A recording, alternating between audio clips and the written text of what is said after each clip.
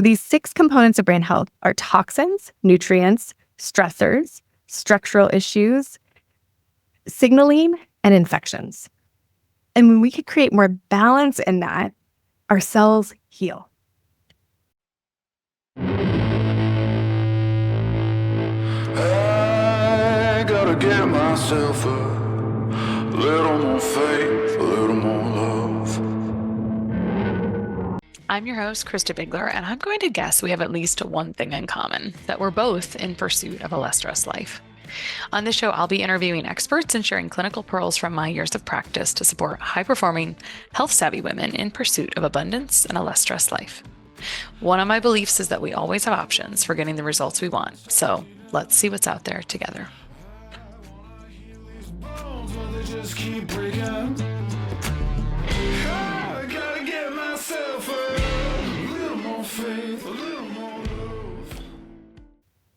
All right, today on The Less Stressed Life, I have Dr. Heather Sandison, who is a New York Times bestselling author of Reversing Alzheimer's, the new toolkit to improve cognition and protect brain health. She's a renowned naturopathic doctor specializing in neurocognitive medicine and the founder of Solcere, I hope I said that because now I forgot how to say it, Health Clinic, San Diego's premier brain optimization clinic, and Marama, a residential program turning memory care into memory recovery. Super excited to talk about that. She's dedicated her career to supporting those suffering with dementia and is the primary author of peer-reviewed research published in the Journal of Alzheimer's Disease. She's excited to shatter misconceptions about Alzheimer's and share what she's learned about keeping your brain sharp at any age. Welcome, Dr. Sandison. Thank you so much for having me. It's a pleasure to be here. Yeah. All right. So I'd love to jump in with a story. And I was listening to you on other podcasts and I didn't hear this yet. So I want to hear why neurocognition and Alzheimer's became your thing. How did you get here? Yeah, it's really one of my early patients. I was a skeptic. I came to this as a skeptic, but I had heard my mentor, Dr. Dale Bredesen, speak at conferences. I was really intrigued because what he said made sense, even though I had never seen it happen. I'd never seen someone with neurocognitive decline improve. I'd never seen someone with Alzheimer's improved. And I had been told over and over again, like many doctors in training, many medical professionals in training, there was nothing you could do.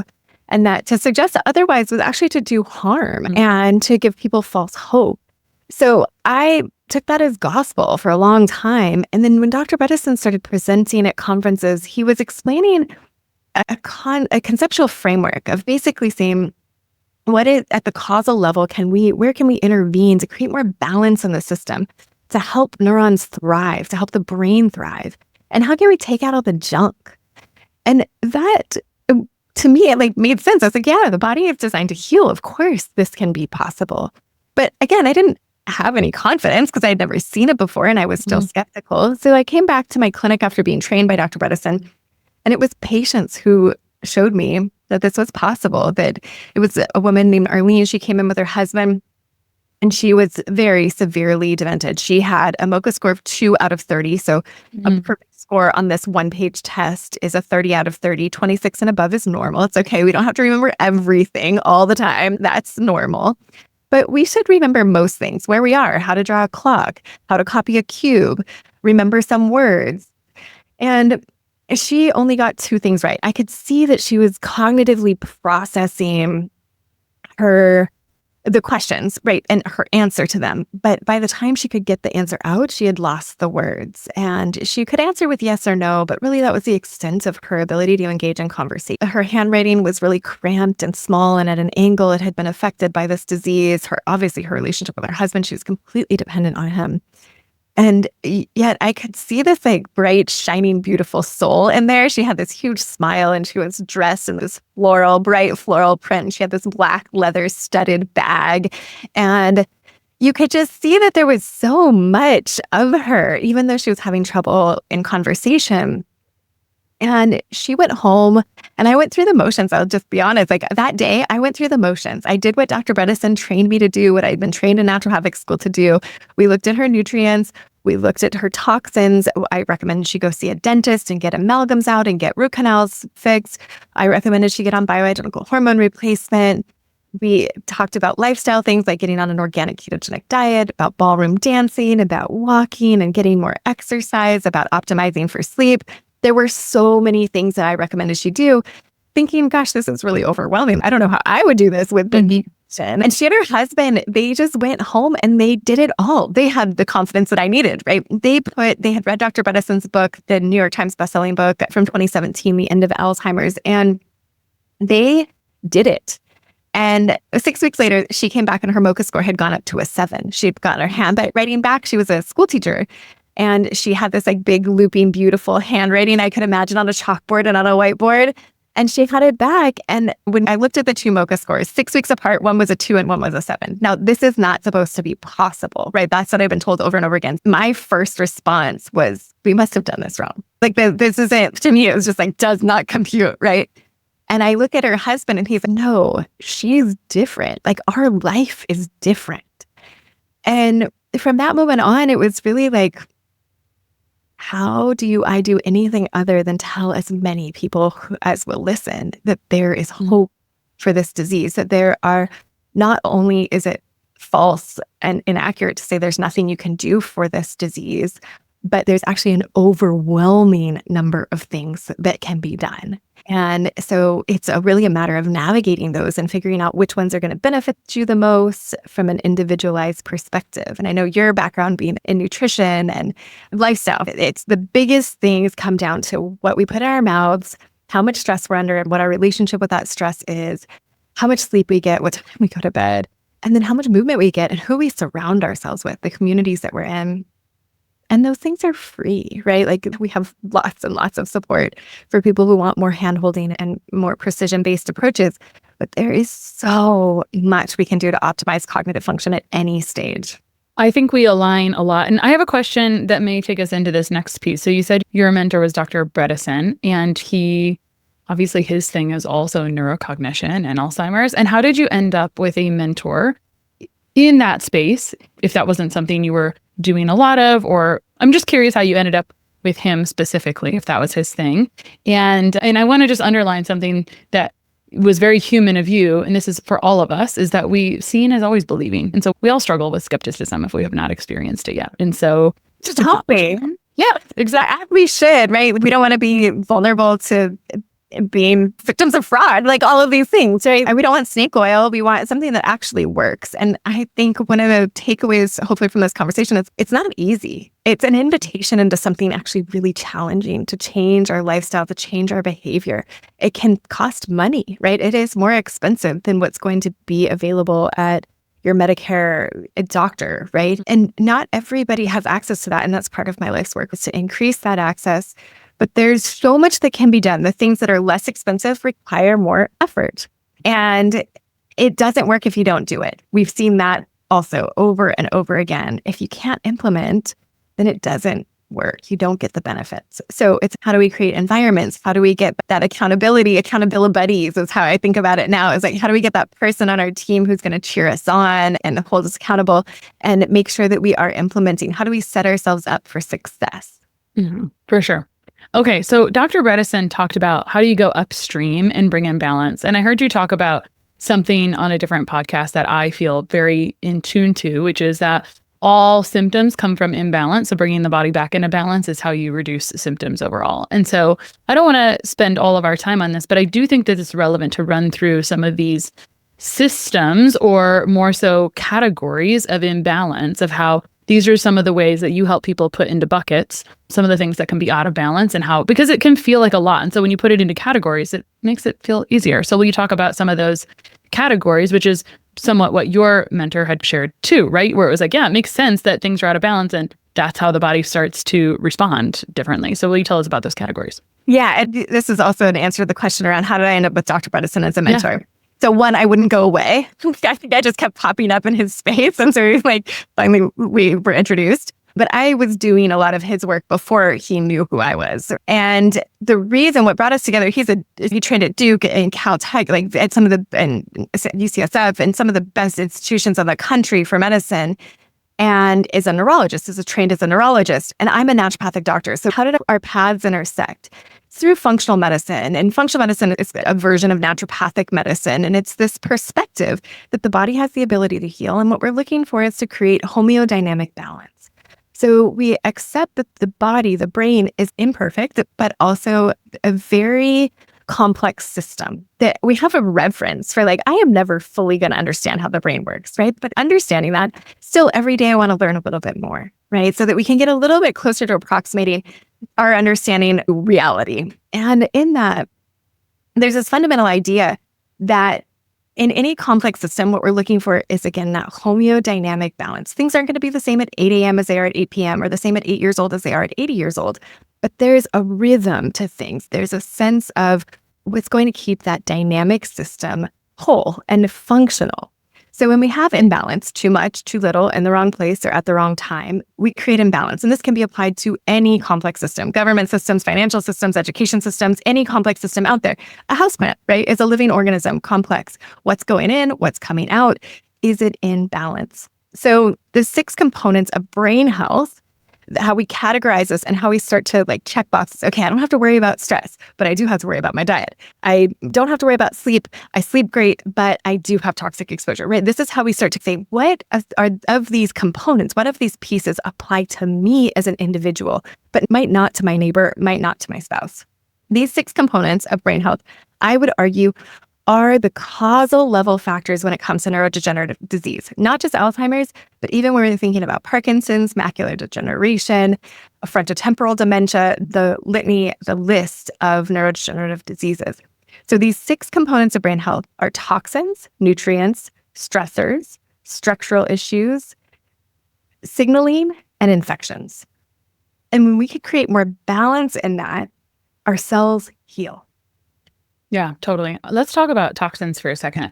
Mycotoxins, heavy metals, and chemical toxicities. I would love to hear about that in practice, what you have seen, because you're dealing with a condition that is what I would consider more severe. And when we see things that are more severe, sometimes we see more significant testing results. And so I'd love for you to share some of the things that you've seen with dementia, because we hear this like hubbub a little bit. And actually, when I think about neurodegeneration, something that is really after my heart is the prevalence of cancer now. And actually, let me step back for a second before we talk about those toxins. Will you just tell us about the prevalence of neurocognitive issues in the population currently, out of curiosity? Because I was going to talk about this relationship potentially to cancer, but then I remembered, cancer is 1 in 3, it's going to be 1 in 2. What about neurocognition or neurocognitive decline? What is the prevalence there? Yeah, so there's about 6 million Americans, 50 million worldwide. That number is going up very quickly. And big thing, I think, with Alzheimer's and dementia as we age is that it's not just the patient that's affected. So if there's 5-6 million Americans that are affected, but that have a diagnosis of Alzheimer's or dementia, that takes a caregiver with them, a spouse, an adult child. Someone else or multiple other people are having to quit their jobs or go down to part-time or somehow accommodate this very stressful disease. Cancer is similar, but it feels finite. Cancer treatment of the 90s is not what we have today. Even people are diagnosed with stage 4 cancer and they go through treatment and many times they get better. They're thriving. They feel healthier than they have in a long time. It's really incredible. I think, yes, incidence is going up and there's lots, and toxins, I think, are a big part of that. And I think that's true with dementia. Whenever we see someone, Dr. Bredesen, he's always quick to raise this. I was just on a phone call with him and he's like, this person is ApoE33. They don't have genetic predisposition. They're relatively young. This is atypical. Look for toxins. Look for toxins. And I also think it's a place where the conventional world has really not caught up. There's clearly toxins cause cellular damage. They throw things out of regulation, right? This is a primary cause. So when we see cancer and dementia, thyroid issues, even hormonal imbalances, autoimmune disease, all of those are secondary. Those are responses of the body, many times in an attempt for the body to get back into that homeodynamic balance. Beta amyloid, that in the conventional world was thought of as the cause of Alzheimer's for many years. We can get rid of amyloid. We're really good at that now. Billions of dollars have gone into making drugs that get rid of amyloid, but it doesn't help cognition. Amyloid is antimicrobial. Amyloid is part of the brain's response when there are infections or toxins. It's a part of a neuroinflammatory response, and it's there to protect us. So that's a secondary level, right? Where we want to focus, where we have the most fun is at this primary causal level. If we can get rid of the toxins, less amyloid is generated. Yeah. So I was wondering about with these specific toxins, what were some of the test results you've seen? Just because I work with a condition that has a lot of toxic burden as well. And when I've done some of the total tox burden tests, results are hit or miss, but I feel like you have a better client population to see more interesting things. So do you want to share anything that you've seen that's been crazy or interesting that kind of floored you a bit? Yeah, in our clinical trial, every single person had toxins. When we're looking at a population that's over 65 generally, and by the time you've been around on this planet for a lifetime, right, you have had the opportunity to collect a lot of toxicity. And we see that older people generally have higher toxic burden.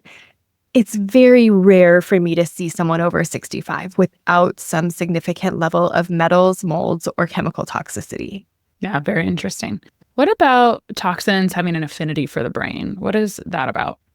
Yeah, so it's certain things like mercury. Mercury is very neurotoxic, whereas lead gets stored in bones. Now, lead is associated with IQ. Don't get me wrong. Lead will cause a problem. But mercury is particularly neurotoxic. And I think that there's also, the toxins are going to wreak havoc. You mentioned cancer. Many of the same cancers that are neurotoxic are carcinogenic or immunosuppressive. So when we look at these, I think what we're looking to do is not point at one and say, that's what caused my dementia or that's what caused cancer. Although sometimes, especially if there's a dose response, right? If you have a really high dose or a long exposure, we can make those connections. But what we want to do is reduce the total toxic burden.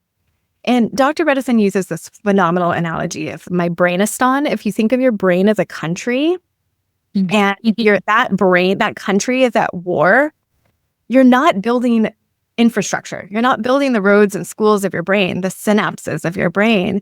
What you really want to be doing is taking all that resource, so all that great food that you're eating, all those supplements you're taking potentially, and you want to put that resource into resolving the war, to fighting the infection, to getting rid of the toxin.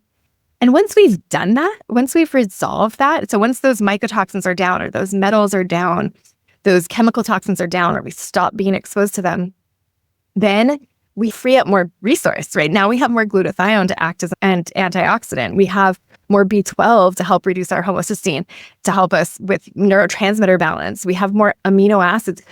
All that resource that we have, we can now free up and shift it towards that regenerative state, which is where healing happens. It's so fun and exciting, right? But when we're wrapped up in a war, it's just common sense, right? You don't want to be building new infrastructure, new connections. What you want to do is get up and over that and free up resource. Yeah, totally. And when I think about detoxification for these different things, heavy metals, chemicals, mycotoxins, et cetera, I think about all the resources that they use up, which is what the analogy really tells us. It's like, you don't have the opportunity. So how do you remove some of this strain on your country that is the brain, right? To allow it to free up these different resources. And I think about nutrients. I think you said nutrients was one of the six, I think it was the 6 categories. And I think about how nutrients are a big deal in stress, and stress depletes nutrients in general. And I'd love for you to share, you had a blip there about how neurodegeneration isn't really just affecting the person having the neurodegenerative decline, but also the caregiver. And I want to come back to genetics a little bit as well, but I want to talk about stress on the brain and what happens when you have stress on the brain, and then how that impacts caregivers as well. Yeah, so physiologically, we see that high levels of cortisol, sustained levels of cortisol, this is that amped up, right? We're running on adrenaline. That picture shrinks the hippocampus, the memory center of the brain. Now, the amygdala, kind of this emotional center of the brain, and the hippocampus, the memory center of the brain, they are right next to each other. Geographically, they are right there next to each other. You cannot separate them. So when we sleep, this is actually really, really important. When we sleep, the amygdala and the hippocampus work together to help us process memories. We rinse the amyloid through the lymphatic system. We rinse other toxins through the lymphatic system. We rinse the cortisol out of the system, right? We get rid of things that can become toxic and build up. But we get this emotional in our deep sleep and our REM sleep. We basically take the bite out of the emotional experiences that we had the day before. And if we skip that step, then when we get reminded of that awful conversation we had yesterday, or fighting with our partner, or yelling at our kids, or whatever it was, or being frustrated with the person we're caring for, it has the same emotional kind of resonance. It's still amplified if we haven't had that chance to process it through our subconscious and at night while we're sleeping. So sleep plays a huge role. Food plays a huge role in our stress levels, and our nutrition, right? It's going to be the backbone. Enough protein is going to be the backbone of our neurotransmitters, how much sugar we have. And if we're on that sugar roller coaster of spikes and drops and getting hangry, that's going to have a huge impact on our stress levels. Caregiving, I'm so glad you asked this question, because we see in the literature that people who serve as care partners for someone with Alzheimer's or dementia are anywhere from 2.5 to 6 times more likely to be diagnosed with dementia later in their life compared to someone who never serves as a care partner. This is a huge increase in risk. And so whenever a patient comes in, I'm looking at their caregiver just as much as I'm looking at the patient to adopt these lifestyle interventions to protect their brain. And often the caregivers might be spouses, not always, right? But it might be a spouse. And so there's not shared genetics in a spouse, right? Because they got those genetics. And you mentioned APO before, the gene that may give you some details about neurocognition. In fact, I'm going to have you define what you mean by that, because not everyone is familiar with APOE. And so you said, your mentor had said, hey, this person is not positive for APO3. I think you'll explain in a moment. So it's atypical. Look for other causes of this neurocognition. But talk about the influence of genetics on neurocognition versus environment. And will you speak to APO3? Yeah, so going back to our framework, this is under structure. So this is our molecular structure, not a macro structure of can we get oxygen to the brain? Can we get blood to the brain? Have we been hit over the head by a baseball bat? That's our macro structure. Our molecular structure is this genetic predisposition. So ApoE, again, okay, you set us listeners up for this, but just hang on with me for a minute. And if you want to get out a pen and paper and write this down, it's APOE or ApoE, APO, apple, potato, orangutan, elephant. And then ApoE, you get one from mom and one from dad. And there are 3 possibilities. So you're going to end up with 2 copies of either a 2, 3, or 4. So you might be a 2-3, you might be a 3-4, you might be a 4-4, you might be a 3-3. And the general population, so get rid of genetics, the population at large has a 13% chance of being diagnosed with dementia or Alzheimer's in their lifetime. So 13% risk is our sort of average across. If you have 1 copy from mom or dad of ApoE4, so say you're a 3-4, your risk goes up to 30%. So basically a third, 1 in 3. If you have 2 copies, if you have ApoE4 status, your risk goes up to well over 50%. And there was a Nature paper in the past year that essentially suggested that you were destined to get Alzheimer's at some point in your life. So this is really terrifying. And it's also very empowering. So I had patients say 10 years ago who would ask me, like, why would I want to know that? It's just going to keep me from sleeping. That's not going to be good for my brain. I'm just going to have anxiety. And I really understood that perspective then. Now, there is so much that we can do. There are so many decisions that we can make along the way that will help to preserve our brain health and prevent and delay, and yes, even reverse cognitive changes when they start to happen. I highly recommend that my patients get ApoE. We run them on everyone, and I recommend that their children get it too. Because if I have a 20-year-old or someone even younger than that, and they're thinking about different careers, I'm going to discourage someone with an ApoE4 status from high contact sports, from shift work. So from going to nursing school or becoming an ER doctor or a firefighter. They need to protect their sleep. They need to make sure that their brain is getting all the support and none of the detriment. And that's more important for them than, yes, a spouse or a neighbor, someone who's not genetically related and doesn't carry that risk. Yeah. I haven't done genetic work or genetic interpretation for several years because I didn't like the way we were doing it. So I'm just curious, in clinic, what does that look like now in clinic? Are you doing like a swab in the cheek, and then can you just check APOE? The reason I ask is because there seems to be my brain can't always wrap my head around it from the way we used to do it, which was a couple $100s, to sometimes people say, I got the genetic workup for breast cancer and it was like thousands. And I'm just like confused about how that actually works in clinic. Will you talk about that for a second? Yeah, and I had a similar experience. I stopped running like big genetic profiles and running like raw 23andMe data through Jamie and all that stuff. I wasn't getting enough benefit, and I found it was detrimental to people, right? They were really attached. I have this mutation. I'm like, this is a variant. Like everyone's unique. Or I can never take methylated B vitamins. Or always have to do this. And I'm like, oh, there's a lot. You're a genetic miracle just because you're here. And so I think remembering that ApoE4 actually protects us. So if you are exposed to a brain parasite, you want to create that inflammation in the brain faster. It depends on the context. Our ancestors had ApoE4 most commonly, and now 3 is most common because our world is different. How do we do the genetics? We just do it on a LabCorp panel, or we actually run a lot of Cleveland Heart Lab or Vibrant America, and we just add it to our panel. So it's in the blood draw. They don't need much. We don't do a buccal swab. It's not separate. And the only genetics I tend to run are ApoE. We used to do a little MTHFR, but I've really moved away from that because, again, that attachment to this variant. And I want to do things that are going to affect my treatment plan. When there's a difference in ApoE status, if someone has that risk, I want to work harder and faster than if somebody doesn't have that. Or there's this atypical picture. I'm going to look at things a little bit differently. Yeah. I mean, it makes sense. It's very logical that people would want to have that information for what you're working with. And for my experience also, it was actually just a little too overwhelming when it's actually, let's just address everything in the current lifestyle and all of these other very similar buckets to what you described. Let's work with those. Actually curious about how, since you're running it on everyone or most people, how often is there the 30% and 50% predisposition in your population? Not that you have to give me a solid, perfect answer, but I'm just curious. Is it even 50%? Oh, not in the general population, but in I see mostly people who are ApoE4 positive. Okay.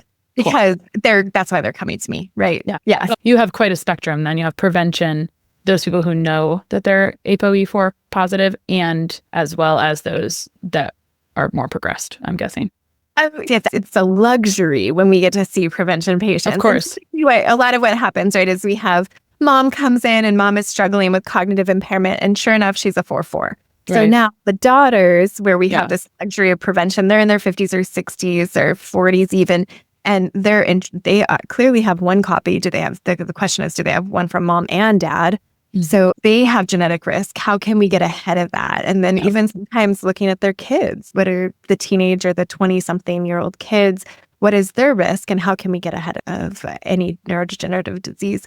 We find, again, in the science, 18-year-olds who are ApoE4 positive have a cognitive disadvantage compared to those without. It's affecting cognition even in like late childhood. This is wild. This was a surprise to me. What would be some of the symptoms? And I was going to tuck this one in later, but since you bring up 18-year-olds have a cognitive disadvantage, what are some of the things that maybe they see? And we'll say this from a perspective of, it doesn't mean you're going to have Alzheimer's if something like this is there, but it's like awareness can be powerful if you take it in the right context. So is there anything to say about that, of early signs of things? Yeah. So I think what you want to look for. In past winters, my son has gotten dry hands that can crack and bleed. I found that giving him at least 300 to 600 milligrams of high-quality fish oil really resolves this in a few weeks. This year, I started him on Jigsaw's Alaska cod liver oil because it's the best value for high-quality U.S.-sourced cod liver oil. Just 1 teaspoon gives him 1,000 milligrams of total omega-3s, which just means faster results with nature's natural dose of synergistic vitamin A and D already found in cod liver oil to support immune health. Jigsaw sources their cod liver oil from Alaska, where line-caught fish are flash frozen on the boat. This keeps the fish oil very fresh, so it doesn't require more processing and deodorizing like other fish oils, which can disrupt the oils and nutrients. So when you combine Jigsaw's incredible cod liver oil with some of their other wonderful electrolyte mineral products, it's a winning combination to keep your skin beautifully hydrated year after year. You can get a discount on all of Jigsaw's products, including Alaska cod liver oil, Electrolyte Supreme, Adrenal Cocktail, and Potassium Cocktail, formerly known as Pickleball, at jigsawhealth.com with the code LessStressed10, which you can use on each and every order. That's code LessStressed10. One is subjectively. Not everybody's aware of their cognitive decline. Sometimes it's the daughter or the spouse who starts to notice. Totally. But for those of you who are having that experience of 5 years ago, I would have remembered that neighbor's name. Even though I don't see them every day. We've lived across the street for 25 years. And I should know that name, right? Like word recall is an early sign. Spending more time looking for misplaced items around the house, the keys, the wallet, the phone, the purse, leaving a purse at a restaurant more regularly. That kind of thing is an early sign. Also, changes in judgment. So where these are 65 plus, our baby boomer generation, they're at very high risk for fraud. And getting that phone call that says you need to wire money or you need to go down to Walmart and get the gift cards and like that whole thing, or this toll one is really common. And it's really easy for people in that age category who aren't as tech savvy and who maybe have lost a little confidence in their cognition. They're really prone to that. So hearing like, oh, mom or dad became a victim of fraud. Hopefully they don't take everything that comes up here and there. Also managing calendars, so missing appointments. And that sense of overwhelm is an early sign as well. So where mom or dad or spouse used to host Thanksgiving dinner, no problem. They would look forward to it, or they would host the 4th of July party every year or birthday parties, or they would plan travel. Like, oh, she always put our Europe trip or our trip to the lake. She was the one who managed all the flights and the hotels and the car and whatever needed to be planned. And now she's not doing that. Now that feels too overwhelming. That definitely an early sign. So these executive function tasks around planning and execution, when we start to notice that shifting, that can be a red flag. Now, the sooner we get started, the better, right? The earlier we intervene in the disease process, the younger someone is, the better our chances at getting reversal. And when we can prove reversal, which we have, when we've shown that we can improve cognition in people who have disease process going on, then I hope that what it does is it inspires people to take action in terms of prevention. What we want this to translate into is don't suffer at all. Don't get any of these symptoms. Take action before to protect your brain. Yeah. And also say a lot of those symptoms are things I see with because the buckets you gave, right? Infection, toxicity, I think nutrients, etc., are actually common categories for lots of things, lots of systems as well. So I just will share that there's many opportunities. And I may ask you, like some of these I'm going to come back to, like bioidentical hormones, like your client Arlene. With time, there's cognitive decline there. So I want to talk to you about that. But before that, since we're talking a little bit about prevention and early stage, you had a question about what kind of testing is maybe available through your primary care that might be covered by insurance that might give you some indications of things. Yeah, Dr. Bredesen has a great list, and you can actually just order the testing directly through him, through apollohealth.com. There's a long list there that it's in my book. I don't know if it serves us. I think it's better to link to a resource than to go through all of those. But essentially, you're looking at a complete blood count, a metabolic panel, hormone panel, thyroid panel, nutrient status of like vitamin D and some B vitamins, homocysteine, inflammatory panel, an advanced cardiolipid metabolic panel that also includes fasting insulin, a urinalysis. And so that's generally what's in there. I probably left some things out, and there's lots of detail in what those panels are. So that typically is covered by insurance. Now, of course, if you go to some managed care organizations, they're going to say, no, we don't want to do that. I recommend anyone suffering with any cognitive impairment for any reason, get a sleep study, because sleep has such a big impact on cognition. So that's an important one to get ahead of. I also, working with a provider is really helpful, really important and helpful, but I don't want anyone to be discouraged because they don't have a Bredesen. The upper echelon of this is, right, find a Bredesen provider who you can work with, who's near you, who you can create a relationship with, and then do the precision medicine piece. It's expensive.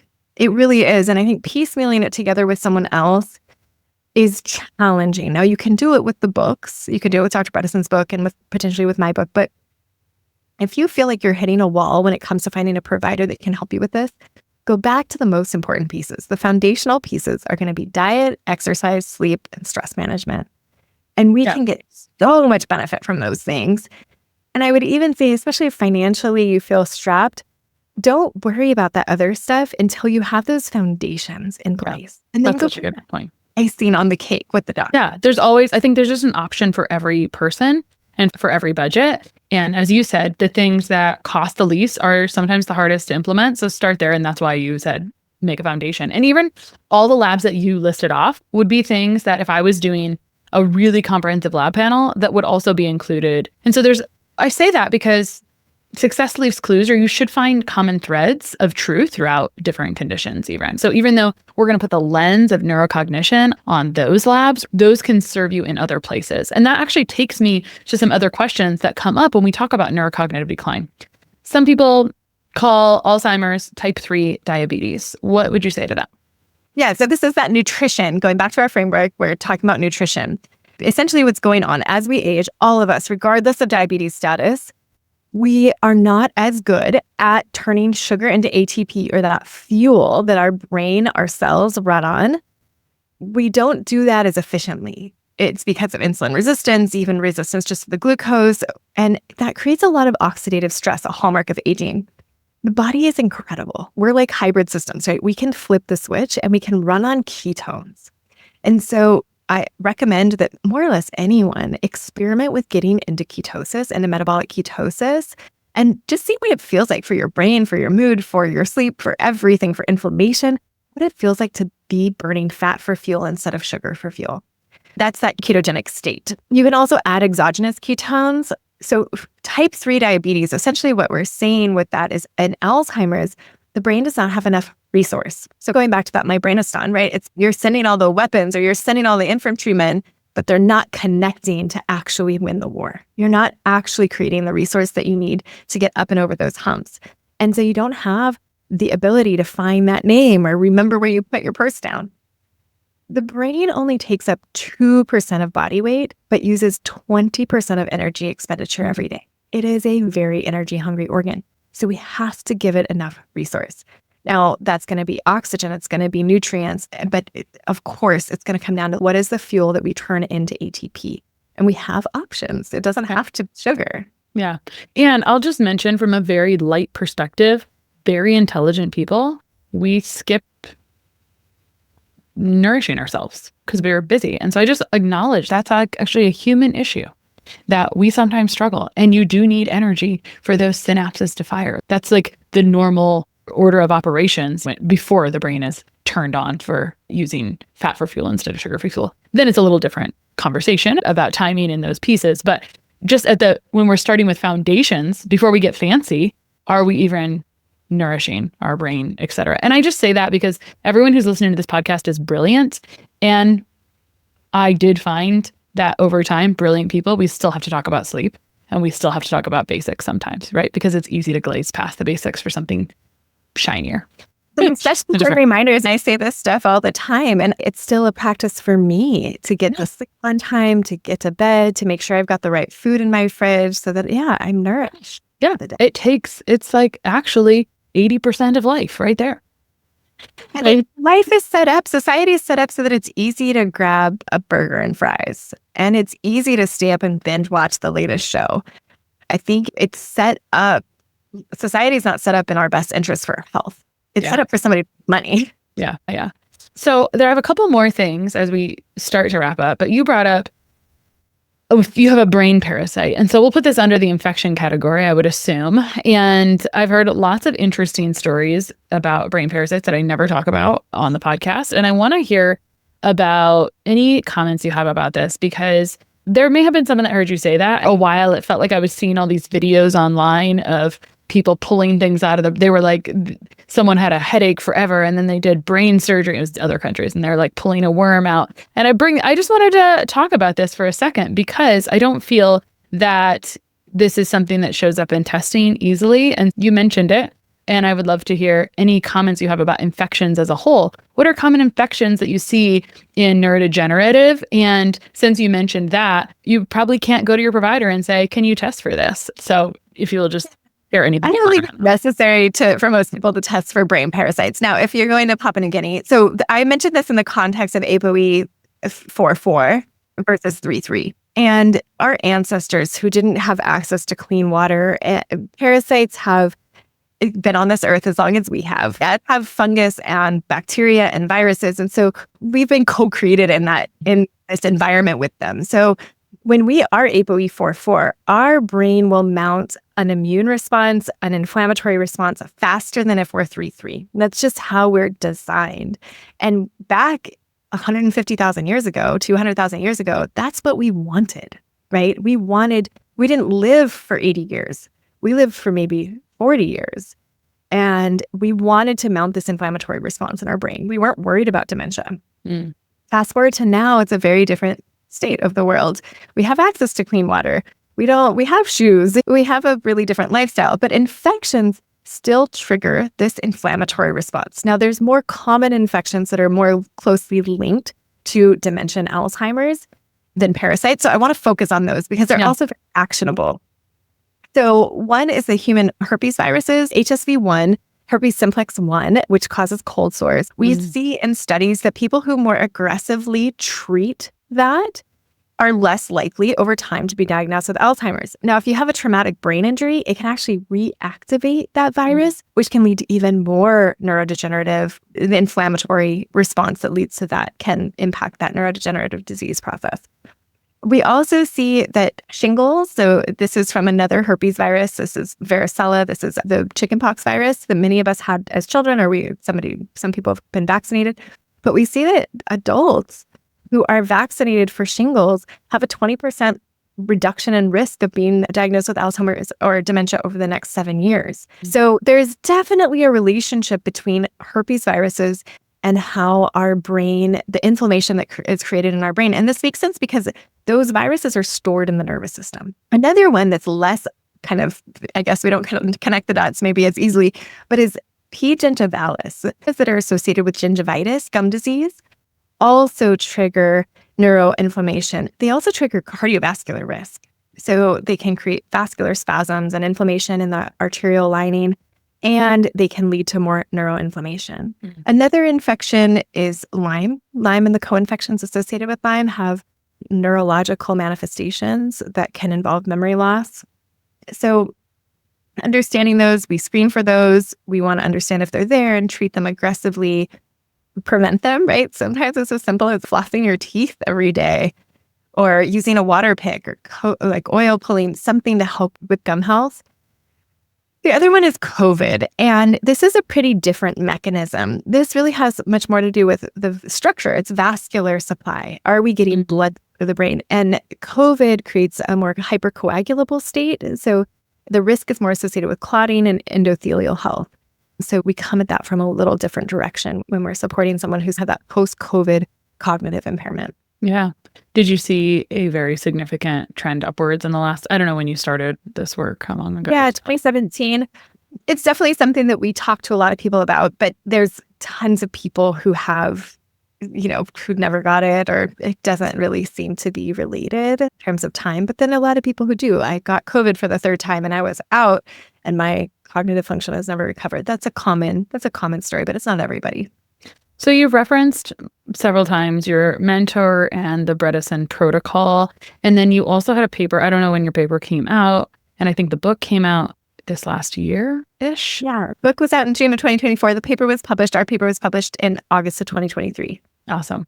Okay, so I want to hear a little bit about results with reversing dementia and neurocognition, which is what these things speak to. You have a lot of data, so tell us a little bit about that. Yes, in our clinical trial, we recruited participants who had MoCA scores from 12 to 23. So normal is 26 and above, perfect is 30. When we're in that 12 to 23 range, we are in measurable cognitive impairment. Some of that's more on the mild side, but we're going more towards the direction of dementia and diagnosed Alzheimer's.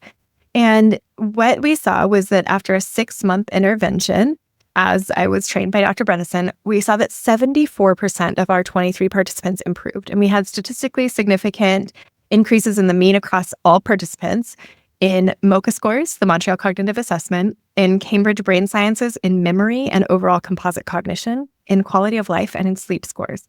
And we had improvements in all the battery of testing that we did through Cambridge Brain Sciences. Not all of it was statistically significant, but all of it improved in terms of focus and attention and the other things that we were measuring cognitively. This is great news. Now, that came a year after Dr. Bredesen and his group led by Kat Tubes. They published a paper also in the Journal of Alzheimer's Disease in July of 2022. A very similar trial. They had a 9-month intervention, whereas we had a 6-month intervention. They took 25 participants, where we took 23. And they took participants who were not as severely declined. They had MoCA scores of 18 and above. And what they showed was that 84% of their participants improved. That's pretty exciting. Really exciting. Now, these are feasibility trials, right? The critique is that there's not enough people in there. 100% agree. But that's where we start, right? Is this feasible? Can we do a complex intervention with a cognitively impaired population? The answer is yes. Yeah. And we get outcomes. We get statistically significant outcomes.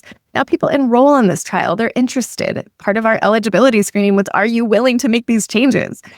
And you could argue that this isn't adaptable to everyone, but I think the more people know, right, what would you do to save your cognitive function? Yeah, I'm not going to rely on one pill to save this cognitive function. And that's the challenging charge in front of you, is even having, as you said, if we go back to Arlene's story at the very beginning, you gave them a long list of opportunities and they went to battle. Maybe that's not the right phrase, but they took action, right? And so I would say, we talk about this a lot on the podcast. We're driven to change something from inspiration or desperation. And these are desperate times in this scenario, right? And so it's like, you're likely to be, there are people that want this, right? Because the alternative is not good, no matter what. Yeah.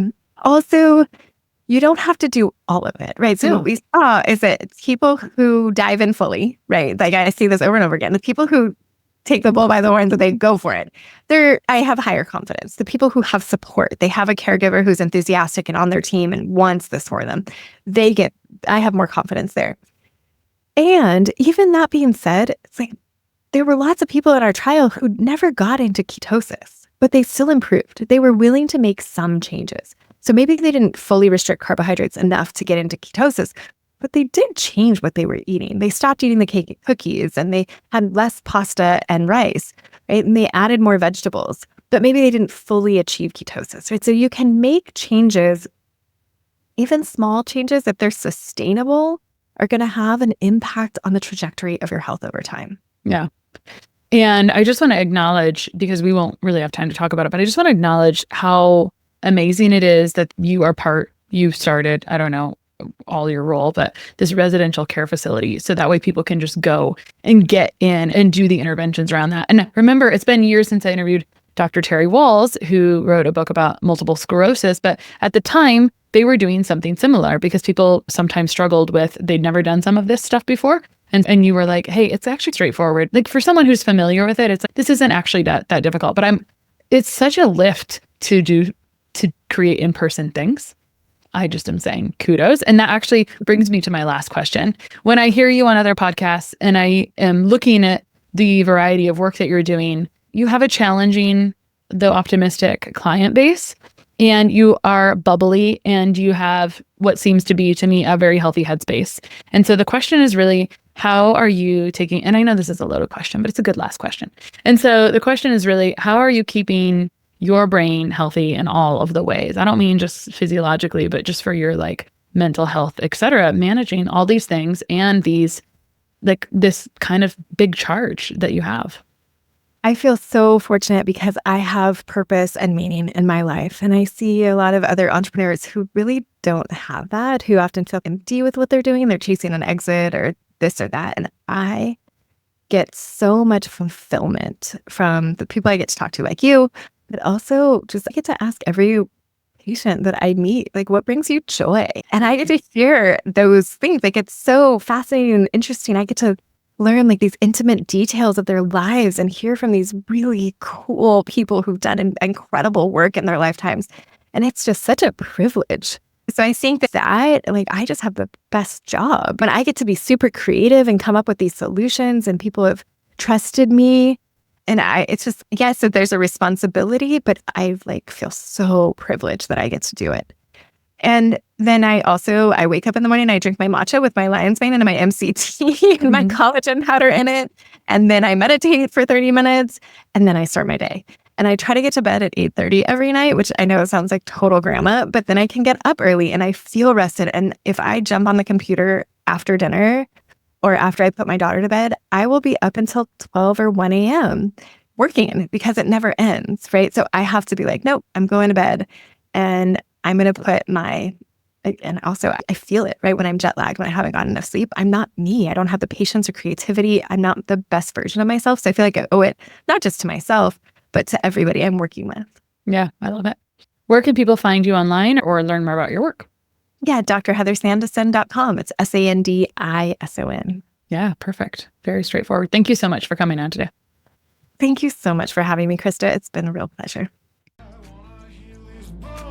Just keep breaking.